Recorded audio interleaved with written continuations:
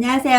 헤어닥터 영화쌤입니다. 여러분은 부모님이 살아계시나요? 저는 친정엄마 한 분만 살아계십니다. 저희 어머님은 제가 초등학교 1학년 때부터 손주들을 다 봐주셨습니다. 저희는 오빠가 넷이나 되는데요. 큰오빠, 둘째오빠, 셋째오빠 아이까지 봐줬던 걸로 기억이 납니다. 저는 워낙 어렸을 때 오빠가 결혼했기 때문에요. 저는 조카들하고 한 집에서 같이 컸습니다. 오빠 부부가 직장 생활을 하기 때문이죠. 제가 왜 이런 얘기를 꺼내냐면 요즘 시어머니들이 아이를 많이 봐주시나요? 직장 다니시는 분들이 많이 계시다 보니까 아이를 안 봐주시는 분들도 계시잖아요. 저희 어머니는 손주를 참 많이 보셨어요. 아이를 보다 보니까 허리가 90도로 구부러져 계십니다. 또 아이를 업고 밭도 메고 아이를 업고 요리도 하시고 자식들에게 음식도 많이 해주느라고 그랬겠죠. 저는 오늘 이런 얘기를 하는 이유가 황당한 이야기를 들었어요. 저희 고객님에게요. 오늘 고객님께서 오셨는데 저에게 이런 얘기를 해요. 원장 요즘 속상해 죽겠어. 뭐 때문에 속상하세요? 제가 아들 결혼했잖아. 근데 우리 며느리가 아이를 낳는데 며느리가 아이를 좀 봐달라고 부탁을 하는데 내가 못 봐준다고 했어.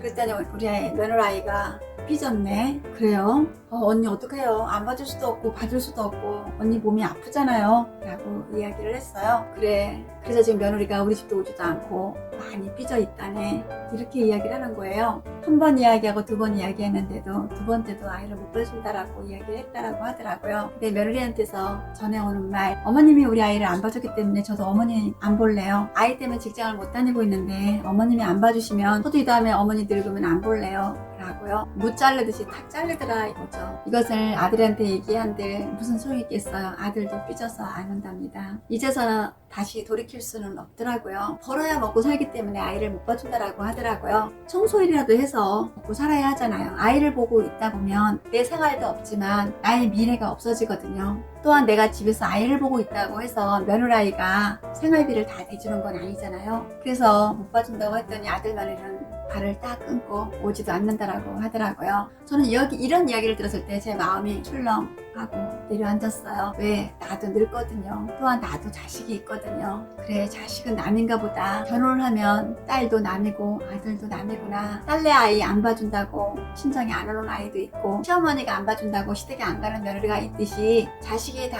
왼수인가? 라는 생각을 하게 됩니다. 저희 친정엄마는 현재 100세이십니다. 내 몸이 망가져라 하고 아이를 다 봐주셨죠. 하지만 아이 봐준 자식 어머니 모시는 건 아니더라고요. 큰오빠 자식을 다 키워줘도요. 큰오빠 부부가 노인을 모시는 건 아니에요. 둘째 오빠 아이를 봐줬다고 해서 둘째 아들이 부모를 모시는 것도 아니더라고요. 자식이 많다 보면 그 중에 하나는 부모님과 마음이 맞는 자식이 있더라 이거죠. 내가 너희 자식을 봐줬기 때문에 네가 나를 모셔 이것도 아니더라고요. 그랬듯이 저는 꼭 받으려고 아이를 봐주는 것이 아니고 또 내가 부모님을 꼭 모시기 위해서 아이를 맡기는 건 아니잖아요. 서로 형편상 못 봐줄 수도 있고 받을 수도 있다라고 생각을 합니다. 하지만 나도 늙고 며느리도 늙어가는 세상인데 너무 마음에 상처가 되는 이야기를 안 했으면 하는 생각에 오늘 영상에 담고 있습니다. 여러분들은 어떻게 하실 건가요? 당장 아들 며느리가 아이를 봐달라고 했을 때 정말 내가 집에서 놀고 있으면서 시간이 많은데 아이를 안 봐준다고 거절할 때는 조금 미안하겠죠? 하지만 제가 내 입이 풀칠이라도 하기 때문에 직장을 다니는 부모는 아이를 봐줄 수가 없다라고 생각을 합니다. 왜냐면 저도 지금 직장을 다니고 있거든요. 제가 직장을 다니고 있다 보니 저도 아이를 봐준다는 말을 못 하겠더라고요. 여러분들도 마찬가지죠. 우리 고객님 중에 한 분은 이런 분이 계세요. 당신이 돈을 벌어가지고요 아이 유치원비를 보태준다라고 하더라고요. 당신도 먹고 살아야 하잖아요. 아들 며느리 아이 봐줘서 내가 50만원 받느니 내가 150만원 벌어서 50만원 며느리 주고 100만원은 내가 생활을 하는 게 낫겠다 싶어서요. 며느리에게 50만원씩 아이 유아원비를 대준다라고 하더라고요. 초등학교 갈 때까지만 대주기로 했다라고 해서 열심히 식당 가서 일한다라고 하시는 부모님도 계세요. 훌륭하시죠? 저는 자신이 없습니다. 또한 마찬가지입니다. 더 많은 것을 아낌없이 내주는 분도 계세요. 어떤 부모님은 이런 분도 있죠. 내가 모든 걸 포기하고 자식에게 헌신하시는 부모님도 계세요. 아들 내 집에 들어가서 살림 다 해주시는 분도 계세요. 월급 하나 받지도 않고 돈 한 푼 받지도 않고 허리띠 졸라매면서 사시는 분도 계시더라고요. 집꼬리만큼 나오는 연금 가지고 사신다라고 하시더라고요. 똑같은 것 같습니다. 내가 늙어봐야 젊은 애들 마음이 알고 나는 젊어봤어 너는 늙어봤니 이런 말도 하시는 분 계시죠? 젊은 아이들이 뭘 알겠냐고요? 다 알고 있어요. 마음은 말 어른보다 낫다라고 생각을 합니다. 단지 생활 환경이 어렵다 보니까 아이를 아무 곳에다 맡길 수 없으니까 부모에게 부탁할 수도 있고 또한 경제적으로 어렵기 때문에 유아원이나 또 남에게 맡길 경우에는 돈이 많이 들어가기 때문에 맡길다라는 생각도 해요. 정말 아이 맡길 때 무료로 봐주는 곳이 있다면 얼마나 좋을까요? 하지만 우리나라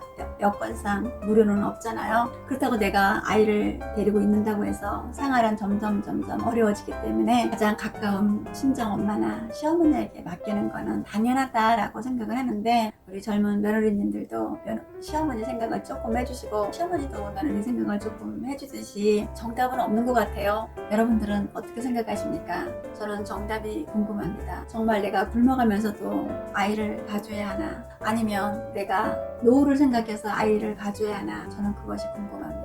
저는 제가 아이를 키우면서 저는 저 혼자 키우다시피 했죠. 현재 일하고 있기 때문에 정말 저도 힘들게 살아왔기 때문에 어려우신 분을 다 알아요. 저는 지금도 힘들거든요. 지금도 삶의 전쟁 속에서 살아간다라는 생각을 해요. 제가 지금 현재 참 남이 볼 때는 편하고 참 살자 좋은 사람이다라고 생각을 하지만, 삶이란 전쟁 속에서 사는 것 같아요. 내가 움직여야 먹고 살기 때문에 저는 이런 생각을 해요. 저는 어려서부터 오빠가 잘 살아도 내 돈이고, 엄마가 잘 살아도 내 돈인 줄 알았는데, 제가 나이를 먹다 보니까 오빠가 잘 살아도 오빠 돈, 언니가 잘 살아도 언니 돈, 부모가 잘 살아도 부모 돈이더라고요. 제 건 아니더라고요. 그러다 보니까 삶의 전쟁터에 나와서 지금 제 나이까지 허덕이면서 살고 있습니다. 많이 벌면 많이 버는데도 힘들고, 또한 적게 벌면 적게 버는 대로 힘든 것은 똑같은 것 같습니다. 하지만 내 생활에 맞게끔 쓰고 싶은 거 쓰고, 사고 싶은 거 사고, 먹고 싶은 거 먹으려면 남들보다 조금 더 움직여야 하기 때문에 더 많은 일을 하고 있는 것 같다라는 생각을 해요. 그래서 저는 좌우명이 오늘이 행복해야 내일이 행복해진다라는 좌우명을 늘 마음속에 품고 살고 있습니다. 사람은 고생을 안 하는 사람이 없죠. 3살 먹은 아이도 힘들다라고 하더라고요. 유치원 다니는 아이들에게도 물어봐도 힘들다라고 하더라고요.